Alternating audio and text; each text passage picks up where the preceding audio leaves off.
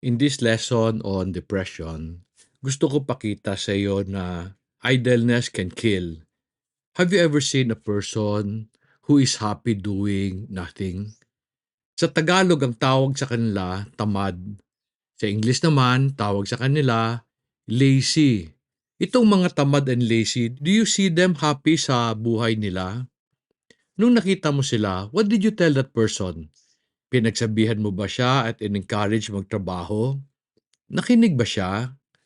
Have you ever asked yung mga tamad na tao kung ano ginagawa nila habang wala silang ginagawa? Have you ever wondered kung ano ang iniisip nila habang nakahiga sila doing nothing? Alam mo, minsan may napanood ako sa balita sa Manila. May isang tao pumasok sa isang bahay na huli siya ng CCTV, hinabol siya ng pulis, tumakbo, tapos nahuli. Nung finally nasa presinto na siya, he was being interrogated, there was a reporter who asked him bakit siya nagnakaw. Alam mo ang sagot niya, sabi niya, may pangangailangan lang ho, nagipit lang ho. Alam mo naisip ko, if he only spent his days working, sana natustusan niya lahat ng pangangailangan niya, hindi siya magigipit, hindi pa siya makukulong. However, I am noticing na mas maraming Pilipino ang gustong walang ginagawa. Pagkatapos pag nagipit, either mangungutang, magnanakaw, magsusugal. And I always think, sana kung nagtrabaho lang sila, hindi sila magigipit. Pero ang sagot nila dito, sabihin nila, sa trabaho maliit ang kita. Sayang no, kasi in all my lessons, I have been showing people na ang trabaho ang nakakagawa ng pera kung wala kang pera. Do sabihin mo maliit siya, wala kang namang puhunan. Hindi ka magnanakaw, hindi ka mahuhuli, hindi ka makukulong. Pero on the other hand, meron din ako nakitang hindi tamad, pero hindi makapagtrabaho. They feel physically drained kasi depressed sila for reasons only they know. So maski wala silang ginagawa, pagod sila. Nakarinig ka na ba ng isang taong galit and depressed na sabi niya, pagod na ako. Pero wala naman silang ginagawa. Have you ever felt this? Pagod na pagod ka, pero wala kang ginagawa. Ganito ba pakiramdam mo ngayon? Bakit ang mga taong depressed, pagod, maski wala silang ginagawa? Kasi they dwell on the negative things on life. So yung utak nila tsaka emotions nila, double time. Pagod. And pag napagod ang puso, it starts to affect the physical. Pagod din sila kasi yung tulog nila hindi maganda. Paputol-putol. This drains their energy and further demotivate them. Meron akong tao na hirap matulog and parati siyang pagod maski sabi ko magpahinga na siya. Sa kanya hindi siya depressed kaso lang hindi siya makatulog. Ultimately, people who are depressed will experience mental health issues. And this mental health issue will affect their physical well-being also. Friends, masama bang mapagod? Hindi. It is normal. Kaya nga, God tells us to have a day of rest or Sabbath. Even God knows that a time of rest is necessary. Pero alam ba nyo that the Sabbath is not for everyone? Hindi siya para sa mga tamad. What do I mean? Let me read for you Exodus chapter 20 verses 9 and 10. Sabi ng verse 9, 6 days you shall labor and do all your work. But the seventh day is a Sabbath to the Lord your God. According to the fourth commandment of the Lord, kailangan ka magpahinga on na Sabbath kung nagtrabaho ka for 6 days. Friends, I am learning that the command about Sabbath is not about rest only, pero more importantly, it is about work.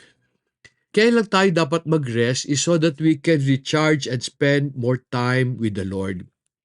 Alam mo, naisip ko, ano kaya sasabihin ni God when He goes to church and tell God, Lord, I want to fellowship with you kasi it is my day of rest. Siguro sasabihin ni God sa kanya, anak, bakit ka magpapahinga? Hindi ka naman napagod. Magtrabaho ka, muna. Pero dapat natin tanungin, bakit ba importante ang trabaho para sa Panginoon? Remember, He asked us to work 6 days and rest 1 day. Unfortunately, to many people, work is the source of their stress. Is stress a bad thing? Hindi. Alam ba nyo that all creatures God created need to go through stress in order to grow and produce something good? A woman must endure the stress of pregnancy to bring forth life. People need to experience stress so that they can grow physically and healthy mentally. Di ba when you go to the gym, you are encouraged to carry weights na would stress your body so that your muscles can grow? Kaso nga lang, meron din tinatawag na breaking point. When you go beyond that point, people snap, which leads to many complicated mental health issues. Ang trabaho ba ang nagkukos ng depression sa mga tao? Hindi. I am discovering that the lack of work is what brings depression. Sabi ko kanina, people are often idle because they feel paralyzed by their emotional burdens. On the other hand, I also discovered that those who are lazy will ultimately go into depression because their laziness will lead to many complications. Ang taong tamad ultimately becomes a burden to his or her family. So mamaya aawayin siya ng kapamilya niya kasi wala siyang contribution sa bahay nila. A lazy person tends to complain a lot kasi they tend to see what is wrong with the people around them and the situation they're in. Because nothing preoccupies them, they tend to criticize the people around them.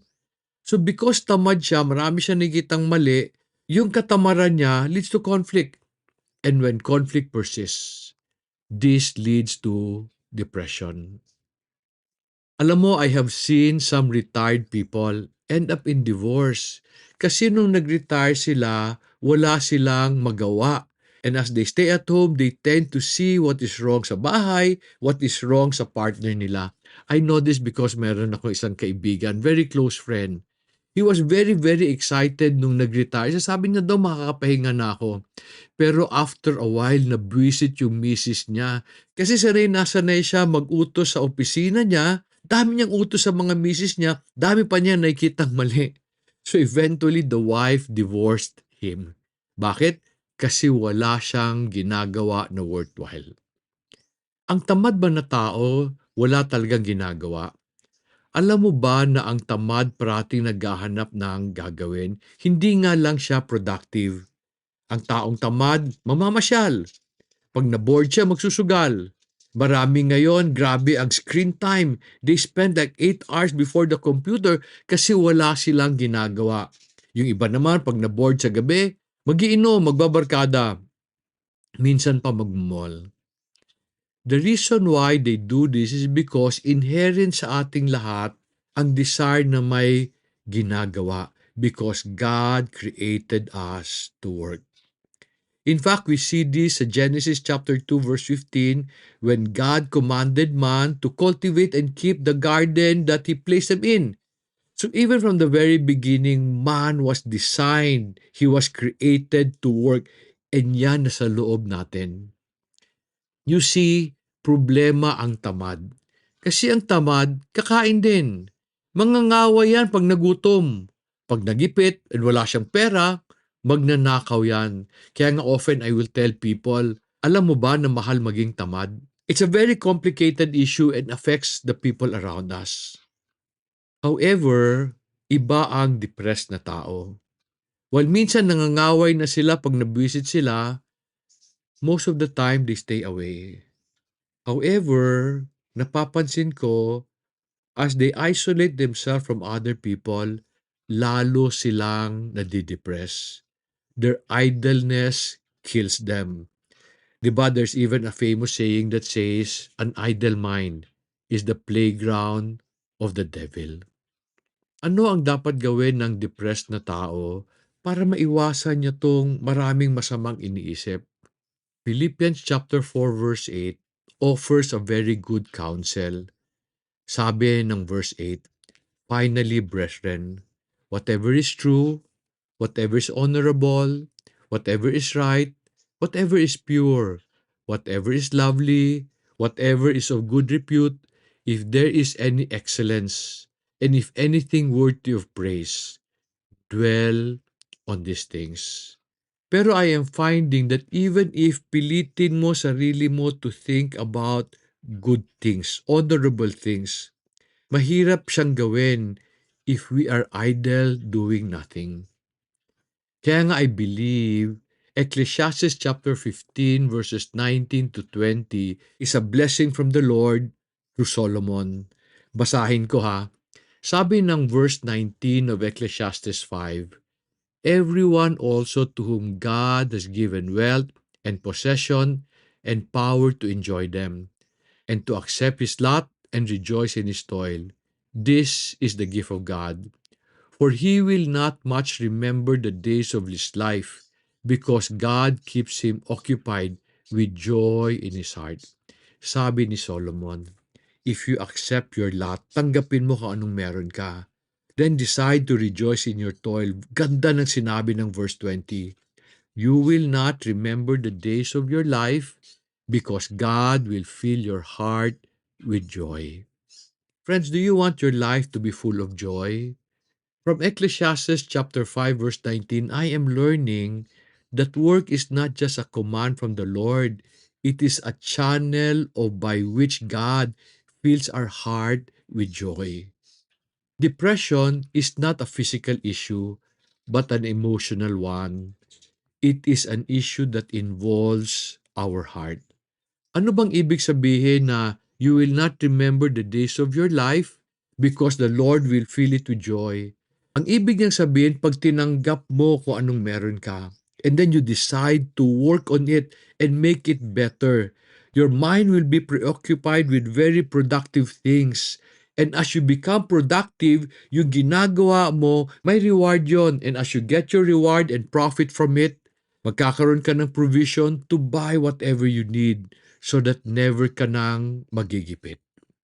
Habang nagtatrabaho ka, busy ka, hindi mo may isip ang hinanakit mo sa mga tao palibot mo. Hindi mo rin mapapansin ano kulang because you are focused on something worthwhile. Work preoccupies your mind and ultimately gives you joy. Hindi ko alam kung masipag ka o tamad. Ako, nung bata ako, may katamaran ako. Like any teenager, mas gusto ko maglaro kaysa magtrabaho. But then when I grew up, I realized that work brings many good things into our lives. Ang katamaran naman brings a lot of complication. So friend, gusto ko mag-decide ka. Decide to work hard. And you will find na pati depression mo mawawala as you allow your heart and mind to be filled with the good things God has planned for you. Friends, sana natulungan kita. Sana this lesson will help you understand there is a lot of value in hard work. It can even solve your depression. Pag natulungan kita, will you share this video with other people who may be encountering the same problem that you are in? Kung hindi ka naman depressed, narinig mo lang to and meron matutulungan tong video na to, can you share this with them? Help me, help them. Together, let us work to see more people freed from depression and experience joy from the Lord. Maraming salamat sa pagpapanood and may God bless you.